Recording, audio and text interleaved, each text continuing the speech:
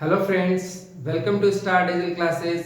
आज हम past perfect tense की बात करेंगे। पास्ट परफेक्ट टेंस जो कि आपके लिए बहुत ही ज़्यादा इम्पोर्टेंट है।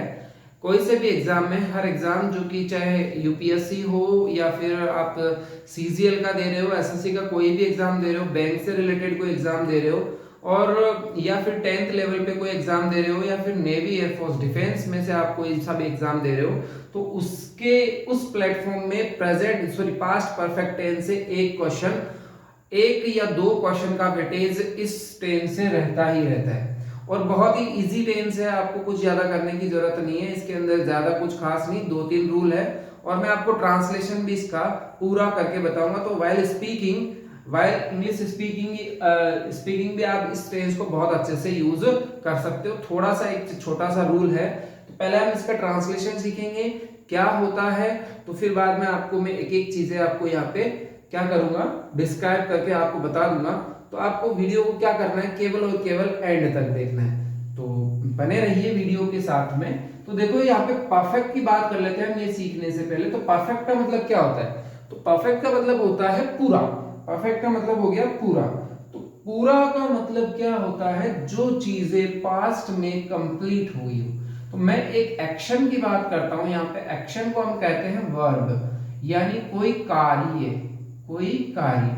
अब जो कार्य पास्ट टेंस में यानी पूरा हो चुका था, पास्ट टेंस में जो कार्य पूरा हुआ था, तो जो पास्ट में पूरा हुआ था तो वो पास्ट परफेक्ट में आएगा। और परफेक्ट की मैं बात करूं तो आपको पता है कि परफेक्ट के अंदर हमेशा वर्ब की थर्ड फॉर्म, और वर्ब की थर्ड फॉर्म क्यों आती है? क्योंकि जो एक्शन होता है वो कंप्लीट हो जाता है, यानी कार्य जो क्रिया है हमारी, यानी वर्ब को क्रिया कहते हैं, यानी कि जो वर्ब है वो कंप्लीटली हैज डन, यानी जो वर्क है वो हैज डन में आ जाता है। तो देखो यहाँ पे पास्ट परफेक्ट की बात करेंगे तो हम इसमें पढ़ने वाले रूल भी पढ़ेंगे और ट्रांसलेशन भी इसका पढ़ेंगे। तो आपको समझ में आ गया परफेक्ट का मतलब होता है एक्शन। एक्शन जो होगा वो कंप्लीट हो जाएगा। एक्शन कंप्लीट हो गया तो वो वी थर्ड में आ जाएगा, यानी कि वर्ब की थर्ड फॉर्म इसके अंदर हमें यूज करनी है। तो देखो इसका जो है फॉर्मेट क्या रहता है और किस तरीके से इसका ट्रांसलेशन होता है और किस तरीके से इसके क्वेश्चन पूछे जाते हैं, तो देखो समझते हैं। तो देखो हमारे पास ये जो फॉर्मेट रहता है subject plus verb plus other word. अब देखो यहाँ पे क्या होता है, जो सिंगुलर ये सब्जेक्ट होता है ये डबल फॉर्मेट में, यानी कि एक तो सिंगुलर होता है एक प्लूरल होता है। लेकिन इस टेंस में सिंगुलर और प्लूरल का यहाँ पे कोई फर्क नहीं पड़ता, क्योंकि आपको पता है जो वर्ब होती है वो दो भागों में डिवाइड होती है, दो पार्ट में ये वर्ब डिवाइड होती है। एक तो हेल्पिंग वर्ब होती है। इवन प्रत्येक सेंटेंस में एवरी सेंटेंस जो है वो दो वर्ब्स को कंसिस्ट करता है, यानी कि एक तो हो गई हेल्पिंग वर्ब और एक होती है मैन वर्ब। जो हेल्पिंग वर्ब मैन वर्ब की आपको पता है हेल्प करती है, तो ये क्या आ जाती है हेल्पिंग वर्ब। यहाँ पे इसकी जो हेल्पिंग वर्ब होती है हैड, और जो वर्ब की आपको पता है परफेक्ट है तो क्या आ जाएगा, वी थर्ड का यूज हो जाता है। तो यहाँ पे ये आ जाता है। इसके बाद में हम देखते हैं कि ये तो रहा हमारा अफर्मेटिव का, यानी कि जैसे आपने बचपन में पढ़ा है तो उसका फॉर्मेट भी जान लेते हैं। तो सब्जेक्ट आ जाता है, फिर आपके हेड आ जाएगा, फिर वी थर्ड आ जाएगी, फिर बाद में आ जाएगा आपके अदर वर्ड। ये तो हमारा अफर्मेटिव रह गया। अब नेगेटिव की हम बात करें तो नेगेटिव आपको पता है फ्रेंड्स के ना, हमेशा आपको क्या करना है, जो नोट आता है हमारा नेगेटिव के अंदर नोट यूज करते हो आप हमेशा थर्ड नंबर पे, क्योंकि आप यहां से रट्टा मार लो, चाहे तो मैं कहूँ आप रट्टा मार लो, चाहे अपने नोटबुक के ऊपर फ्रंट पेज पे लिख लो कि जो नोट आता है हमेशा थर्ड नंबर पे यूज किया जाता है। इवन कोई सा भी सेंटेंस हो, कोई सा भी फॉर्मेट हो। तो यहाँ पे नेगेटिव की बात करेंगे तो नोट आपको पता है थर्ड नंबर, यानी वन ये हुआ, फिर हैड आ जाएगा, फिर आपको नोट यूज करना है, फिर बी थर्ड आ ही गया आपका, फिर अदर वर्ड हो जाएगा। अब ये रहा हमारा नेगेटिव का सेंटेंस। तो हम एक इंटरोगेटिव का फॉर्मेट भी देख लेते हैं। तो इंटरोगेटिव के भी आपके काम में आ जाता है। इंटरोगेटिव का फॉर्मेट देखेंगे तो आपको बस इतना सा यहाँ पे नॉलेज होना चाहिए। इंटरोगेटिव हमारे यहाँ पे टू टाइप से होता है। एक तो एचवी से फ्रेंड्स, एचवी से शुरू होता है, एक तो एचवी से, और एक होता है हमारा डब्ल्यूएच फैमिली से। तो डब्ल्यूएच से शुरू हो जाता है। तो दो चीजें हमारे पास में होती है, एक तो एचवी से शुरू हो जाती है और एक डब्ल्यूएच से शुरू होती है। तो एचवी वाले को कैसे लिखते हैं और डब्ल्यूएच से? सर इन दोनों का मतलब क्या है समझाओ, हमें तो ये नहीं पता। तो देखो इसको हम देखते हैं एक बार। एचवी से जो स्टार्ट होते हैं वो यस नो टाइप के क्वेश्चन होते हैं। मैंने हर वीडियो में मैंने इसको डिस्क्राइब भी किया है। तो ये जो होगा ये यस नो टाइप का हुआ, यानी यस नो टाइप के जितने भी क्वेश्चन होते हैं वो हमारे HV से स्टार्ट होते हैं। और WH से जिसमें जैसे मान लो आप इसके अंदर जैसे मैं आपको बताऊं वाई हो गया, वैन हो गया, वाट हो गया, जैसे वाई से अगर क्वेश्चन स्टार्ट हो रहा है तो वो आपको हमेशा इवन रीजन पूछता है। तो रीजन का मतलब कारण पूछता है। तो अब देखो इसका जो फॉर्मेट बनता है वो देखो HV से, अगर मैं HV से स्टार्ट करूं तो HV हमारी हेड हो जाएगी, फिर उसके बाद में सब्जेक्ट का आप यूज करोगे, फिर वर्ब की थर्ड फॉर्म हो जाएगी, फिर क्या आ जाएगा बताओ, यहाँ पे सब्जेक्ट सॉरी हेल्पिंग वर्ब आ गई, फिर यहाँ पे सब्जेक्ट आ गई, वी थर्ड आ गई, फिर तो क्या बचा अदर वर्ड बचा और इंटरोगेशन हमारा बच गया यहाँ पे।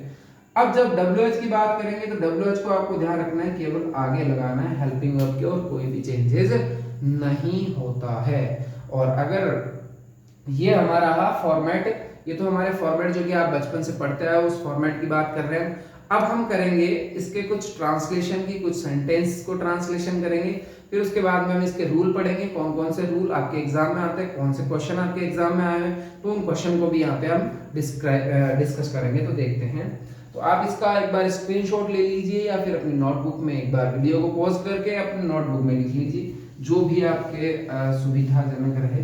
तो आगे देखते हैं इसका ट्रांसलेशन से पहले थोड़ा सा एक बार मैं आपको इसका हिंदी में क्या होता है आपके हिंदी के सेंटेंस, क्योंकि हमारे हिंदी से सेंटेंसेस को आप ट्रांसलेट करते हो। तो यहाँ पे देखो जैसे चुका है, चुका है, चुकी है, तो हमारे प्रेजेंट परफेक्ट में था। तो यहाँ पे था पास्ट की बात हो गई तो था थी आ जाएगा।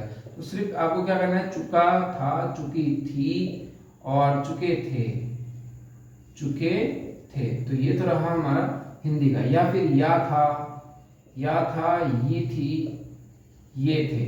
अब देखो जैसे कोई कार्य यानी पास्ट में कंप्लीट हुआ होगा, कोई भी एक्शन जो है वो पास्ट में कंप्लीट हुआ होगा, तो उसके लिए आप यूज करोगे पास्ट परफेक्ट टेंस। जैसे मान लो ये जो है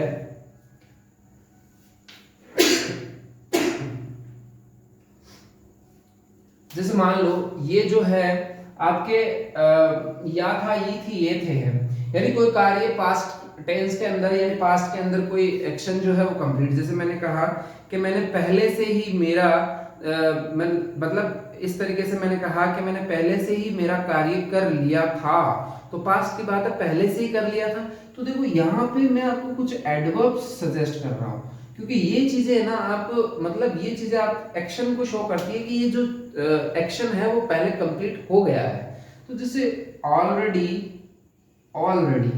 फिर आ जाता है हमारा रिसेंटली, फिर आ जाता है हमारा ऑलरेडी आ गया, रिसेंटली आ गया, फिर सो फार, फिर आ जाता है हमारा जस्ट। तो इस तरीके की जो एडवर्ब है इनका मतलब ऑलरेडी यानी पहले से ही, ऑलरेडी यानी पहले से ही, रिसेंटली यानी अभी अभी। तो इस तरीके जैसे सो फार अभी तक, जस्ट यानी अभी।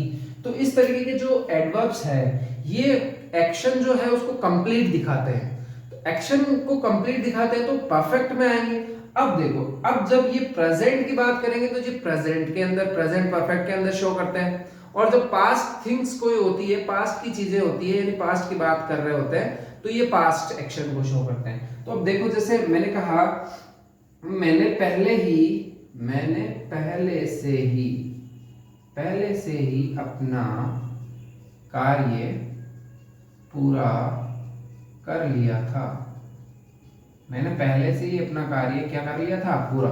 तो देखो ट्रांसलेशन के वीडियो में मैंने अच्छे से ट्रांसलेट करना सिखाया है। तो अगर आपने वो वीडियो नहीं देखे हैं तो आप उनको जाके एक बार देख लीजिए किस तरीके से ट्रांसलेट किया जाता है। तो आपको सारे जो ट्रांसलेशन है वो समझ में आ जाएंगे। बाकी आपको क्या करना है, सब्जेक्ट आपको पता लग जाएगा, सिर्फ आपको हेल्पिंग वर्ब ही तो यूज करनी है और मेन वर्ब यूज करनी है, और बाकी ट्रांसलेशन तो वैसा का वैसा। देखो यहाँ पे मैंने आ गया तो मैंने, तो ध्यान रखो मैं आपको यहाँ पे एक गिफ्ट मान लो। जैसे अगर किसी भी शब्द के बाद में ने का यूज हो रहा है, ने हिंदी के जिस किसी भी शब्द के बाद में ने का यूज हो रहा है तो वो हमेशा सब्जेक्ट का कार्य करता है।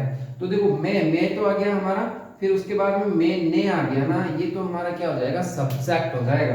तो मैंने तो आई हो गया, मैं को ही यूज करना है ना, आई। तो मैंने का क्या हो गया, आई हो गया। फिर पूरा कर लिया था, तो लिया था हमारे इसमें था या था, तो क्या आ जाएगा हैड, आई हैड, और पूरा करना को बोलते हैं हम कंप्लीट, कंप्लीटेड हो जाएगा। और अपना के लिए देखो आई का अपना हो जाता है माई, और कार्य के लिए आ जाएगा work. I had completed my work. अब हमारे पास आ रखा है पहले से ही, तो पहले से ये एडवर्ब है, तो वर्ब से पहले आई हैड ऑलरेडी यहाँ पे आ जाएगा, I had already completed my work. तो इस तरीके से आपको इसका क्या करना है, ट्रांसलेट करना है। अब देखो इसका हम ट्रांसलेशन में एक दो और भी कर लेते हैं। तो देखो ये तो रहा ट्रांसलेशन, जैसे मैंने कहा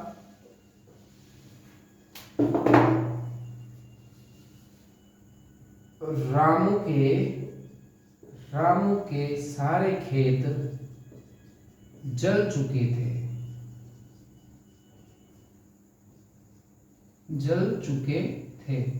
तो रामू के सारे खेत जल चुके थे, तो सारे खेत, तो रामूज, तो यहाँ पे आया रामूज ऑल फील्ड, रामूज ऑल फील्ड। आप इसको कैसे बनाए, तो आप जाके एक बार है ना आप ट्रांसलेशन के वीडियो देख लीजिए, उसमें आपको पता लग जाएगा। तो रामूज ऑल फील्ड्स हैड, जल चुके थे, हैज क्या आ जाएगा बर्न्ड, है ना।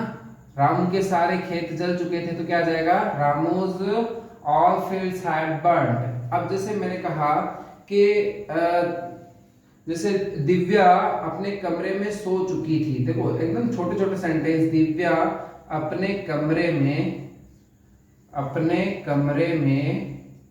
सो चुकी थी, दिव्या अपने कमरे में सो चुकी थी। तो इस वाले बड़ा ही इजी सेंटेंस है, दिव्या अपने कमरे में सो चुकी थी, तो दिव्या के लिए आ जाएगा दिव्या के लिए दिव्या सो चुकी थी, तो सो चुकी थी तो क्या आ जाएगा हैड का यूज करोगे आप, हैड। और सोना के लिए क्या आ जाएगा fallen asleep, fallen asleep in, और दिव्या एक लड़की है, तो क्या आ जाएगा in her room, Divya had fallen asleep in her room. या फिर आप यहाँ पे फॉलन एस्लीप की जगह आप कर सकते हो slept, Divya has slept in her room, Divya had slept in her room. तो इस तरीके से आप इन सेंटेंसेस का ट्रांसलेट कर सकते हो। तो अब देखते हैं हम इसका रूल, और फिर करते हैं इस रूल के कुछ एग्जाम्पल। तो देखो एग्जाम्पल भी देख लेते हैं इस रूल के, फिर देखो हम इसके बाद में पहले देखो यहाँ पे इसका एक रूल होता है, वो रूल देख लेते हैं। जैसे हमारे पास दो सेंटेंसेस, इसको अच्छे से समझना, बहुत ही ज्यादा इंपॉर्टेंट रूल है, बहुत ही ज्यादा इंपॉर्टेंट रूल है, इसको अच्छे से समझना। जैसे हमारे पास दो सेंटेंसेस है, तो दो सेंटेंसेस का इसका मतलब है कि इसके अंदर हमारे पास टू वर्ब्स होंगी। कितनी वर्ब्स होगी, टू वर्ब्स। तो दो वर्ब्स होगी, दो सेंटेंस है तो दो वर्ब्स होगी, और बीच में कोई ना कोई कनेक्टर भी होगा। तो कनेक्टर मैं आपको बता देता हूँ, एक तो होगा इसके अंदर बिफोर या होगा फिर आफ्टर, यानी दो कनेक्टर होंगे, यानी या तो बिफोर होगा या फिर होगा आफ्टर। अब टू वर्ब्स होगी, अब टू वर्ब्स होगी तो यानी कि दो एक्शन होंगे, यानी कि एक्शन वन और एक होगा एक्शन टू, दो एक्शन होंगे। अब देखो ये दोनों एक्शन जो होगा इसमें से एक तो पहले पूरा होगा और एक बाद में पूरा होगा। तो मानते हैं ये अगर पहले पूरा हो रहा है एक्शन, ये पहला पहले पूरा हो रहा है, ये दूसरा बाद में पूरा हो रहा है, बाद में पूरा हो रहा है। तो ये समझ में आ रहा है गाइस, बहुत ही इजी रूल है, एकदम आराम से समझना। किताबों में आपके दिया रहता है, लेकिन आपको वहां पे थोड़ा सा समझने में प्रॉब्लम होती है। तो एक बार मैं आपको कुछ समझाने की कोशिश करता हूँ, आप समझना। जैसे एक्शन फर्स्ट जो पहले पूरा होता है और जो एक्शन टू जो बाद में पूरा होता है, तो इसके अंदर क्या है, जो पहला पूरा होता है उसके अंदर आपको हैड प्लस वर्ब की थर्ड फॉर्म का यूज करना है, और जो बाद में पूरा हो रहा है उसको आप V2 के फॉर्म में यूज करोगे। कैसे, मैं आपको ये भी बता देता हूँ। तो देखो जो काम, अब जैसे किताबों में आपके दे रखा है कि बिफोर के बाद वाला जो सेंटेंस होगा वो V2 में आएगा, और इधर वाला हैड प्लस वर्ब की थर्ड फॉर्म, यानी यहाँ पे कोई सब्जेक्ट भी होगा, फिर आपको हेड प्लस वर्ब की थर्ड फॉर्म, फिर अदर वर्ड, फिर यहाँ पे कोई सब्जेक्ट होगा, फिर वर्ब की सेकंड फॉर्म, फिर कोई अदर वर्ड हो जाएगा। अब देखो इसका मतलब क्या है, इसके साथ में वर्ब की सेकंड फॉर्म नहीं लगानी है। आपको सिर्फ इतना से याद रखना है, जो कार्य पहले पूरा होगा उसके साथ में आपको क्या लगानी है, हैड प्लस वर्ब की थर्ड फॉर्म। जैसे मैं आपको एक एग्जांपल बता देता हूं यहाँ पे, जैसे मेरे खेत पहुंचने से पहले, मेरे खेत पहुंचने से पहले खेत वे सभी जल चुके थे। यानी मेरे खेत पहुंचने से पहले खेत जल चुके थे। अब बताओ पहले कौन सा काम हो रहा है, ये वाला हो रहा है या ये वाला? पहले खेत जले या फिर तुम वहां पे पहुंचे? तो पहले खेत जल गए, तो उसके अंदर आप ये एक्शन, दो एक्शन है हमारे पास, एक ये वाला एक ये वाला। तो जो पहले पूरा हो रहा है उसमें हैड प्लस वर्ब की थर्ड फॉर्म, जो बाद में पूरा उसमें V2 का यूज करना है। तो जो पहले कौन सा पूरा हो रहा है, मेरे खेत पहुंचने से पहले खेत जल चुके थे, तो खेत पहले जल गए थे, तो क्या जाएगा, fields had burned before I reached field। ये ट्रांसलेशन है। तो देखो मेरे खेत पहुंचने से पहले क्या जल चुके थे, सारे खेत जल चुके थे। मेरे स्टेशन पहुंचने से पहले गाड़ी जा चुकी थी। और जैसे इस तरीके के बहुत सारे सेंटेंस, मेरे बोलने से पहले उसने मुझे थप्पड़ मार दिया था, है ना। मेरे उसे मतलब जैसे तुम सेंटेंसेस में यूज करते हो, जैसे मेरे उसे प्रपोज करने से पहले वो पहले वहां से जा चुकी थी ना, मेरे वहां पहुंचने से पहले उसकी शादी हो चुकी थी। तो इस तरीके के सेंटेंसेस आप बना सकते हो। हमारे एग्जाम देने से पहले कोरोना लग चुका था, हमारे एग्जाम होने से पहले कोरोना जो है, कोरोना का जो लॉकडाउन है वो लग चुका था। तो इस तरीके के सेंटेंसेस आप बना सकते हो। अब देखो ये तो था सेंटेंसेस बनाने का। अब इसके जो क्वेश्चन आते हैं वो किस तरीके से आते हैं वो भी हम देख लेते हैं। क्वेश्चन के ये कुछ सेंटेंसेस मैंने आपको दिए हैं, बहुत इजी और एग्जाम में आए हुए सेंटेंसेस है। तो देखो पहला देखते हैं, ट्रेन ब्लैंक बिफोर सी रीच्ड। देखो बिफोर से जुड़ रखा है हमारे पास, बिफोर से जुड़ा है सी रीच द स्टेशन, यानी स्टेशन पहुंचने से पहले वो जो ट्रेन है वो जा चुकी थी। तो यहाँ पे क्या आ जाएगा, जा चुकी थी, तो पहले ये काम पूरा होता हैड डिपार्टेड। क्या आ जाएगा, हैड डिपार्टेड। तो यहाँ पे ये बिफोर के साथ वाला जो है वो अगर सेकंड फॉर्म में है, तो इधर वाला हमेशा किस में होगा, हैड प्लस वर्ब की थर्ड फॉर्म। ध्यान रखना। सही हैड लर्न टू स्पीक, मैंने यहाँ पे आपको वर्ब नहीं दी, यहाँ पे बी वर्ब आपको लगानी है। He had learn to speak 3 language, वह 3 लैंग्वेज बोलना सीख चुका था। Before he blank 17, be verb. अब यहाँ पे बी का ध्यान रखना, बी वर्ब का मैंने कंसेप्ट समझा रखा है, तो आप उस वीडियो को जाके देख लीजिए। तो यहाँ पे क्या हो जाएगा, बी का क्या हो जाता है, वाज हो जाता है यहाँ पे। फिर यहाँ पे आ जाएगा the police blank the thief before he did something. उसके कुछ करने से पहले ही पुलिस चोर को पकड़ चुकी थी। तो क्या आ जाएगा यहाँ पे, had caught, had caught. Lockdown has be, sorry यहाँ पे हैड बीन है, lockdown had been imposed before our exam was held. तो यहाँ पे क्या आ जाएगा, हैड बीन आ जाएगा, imposed before our exam was held. तो ये देखो आप, सर आपने तो बताया था कि इसके साथ में क्या आएगा, हैड प्लस वर्ब के थर्ड फॉर्म, लेकिन आपने तो यहाँ पे हैड बीन कर दिया, यहाँ पे वाज हेल्ड कर दिया। तो बेटा ये पैसिव है, ये क्या है, पैसिव। और पैसिव के अंदर क्या होता है, जो टेंस है वो क्या हो जाता है, अगले टेंस में मूव फॉरवर्ड हो जाता है, यानी अगले टेंस में चला जाता है। तो ये पैसिव का कंसेप्ट भी हम अगले जस्ट मतलब ये हमारा ये टेंस कंप्लीट होने पे है, 1-2 वीडियो और बचे हैं, उसके बाद में हमें पैसिव ही करने, तो पैसिव करेंगे हम उसके बाद में। तो पैसिव का वीडियो आप देखना, उसके अंदर मैं आपको सारी चीजें आपको क्लियरली बताने वाला हूँ। तो यहाँ पे देखो, और ये तो आपका फेमस जो आप बचपन से पढ़ा है, the patient blank die before the doctor came, यानी कि डॉक्टर से आने से पहले रोगी मर चुका था, तो हैड डाइड हो जाएगा। तो ये रहा आज का सेशन, ये था। और उम्मीद करता हूँ आपको वीडियो आज अच्छा लगा होगा। अगर अच्छा लगा तो आप प्लीज़ वीडियो को लाइक, शेयर और सब्सक्राइब कर दीजिए। हमारे चैनल को आप इंस्टाग्राम और फेसबुक पर भी फॉलो कर सकते हो। और अगर कोई आपको समस्या आ रही है, अगर कोई प्रॉब्लम आप फेस कर रहे हो, तो आप प्लीज़ कमेंट करके मुझे बता सकते हो। इंस्टाग्राम पे बता सकते हो, फेसबुक पे, और यूट्यूब पे भी आप अपने जो यूट्यूब पे भी आप अपने जो है प्रॉब्लम्स मेरे साथ में शेयर कर सकते हो।